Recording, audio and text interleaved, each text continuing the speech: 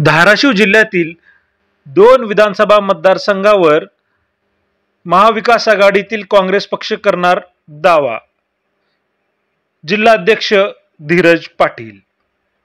उमरगा येथे घेण्यात आलेल्या आढावा बैठकीत उमरगा व तुळजापूर या पारंपरिक काँग्रेसचे मतदारसंघ असल्यामुळे हे दोन्ही मतदारसंघ महाविकास आघाडीच्या माध्यमातून काँग्रेसकडे सोडवून घेण्याचा प्रयत्न करणार आहे।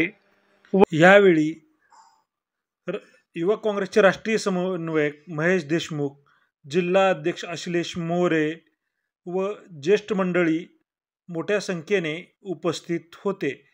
यावेळी संवाद साधताना धीरज पाटील यांनी सांगितले की आज महाराष्ट्र प्रदेश काँग्रेस कमिटीच्या आदेशानुसार सर्व तालुक्यांमध्ये जाऊन तिथला तालुक्याचा आढावा घेण्यासाठी मग PLA नेमणुका असतील, बूथ कमिटीच्या नेमणुका असतील,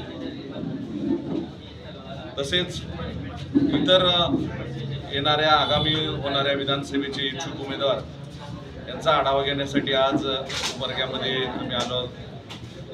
तर आज जिल्हा काँग्रेस कमिटीचे सर्व पदाधिकारी या ठिकाणी उपस्थित आहेत, तालुका काँग्रेस कमिटीचे पदाधिकारी आहेत। मला एवढंच सांगायचं आहे की आम्ही मागच्या 23 तारखेला या ठिकाणी जिल्हा काँग्रेस कमिटीचा ठराव घेतलेला आहे की उमरगा, लोहारा आणि तुळजापूर या पूर्वीपासूनच काँग्रेसच्या जागा आहेत आणि त्या सोडवण्यासाठी आम्ही जो ठराव महाराष्ट्र प्रदेश काँग्रेस कमिटीला आदरणीय नानाभाऊ पटोले यांना पाठवलेला आहे की पूर्वीपासूनच्या जागा आम्हाला आता सोडण्यात याव्यात, कारण की बरेच जण या ठिकाणी महाविकास आघाडी म्हणून प्रयत्न करत आहेत। लोकशाही आहे, सगळ्यांना मागण्याचा अधिकार आहे, परंतु इतिहास जर बघितला तर पूर्वीपासूनच उमरग्याची जागा ही काँग्रेसकडे राहिलेली आहे।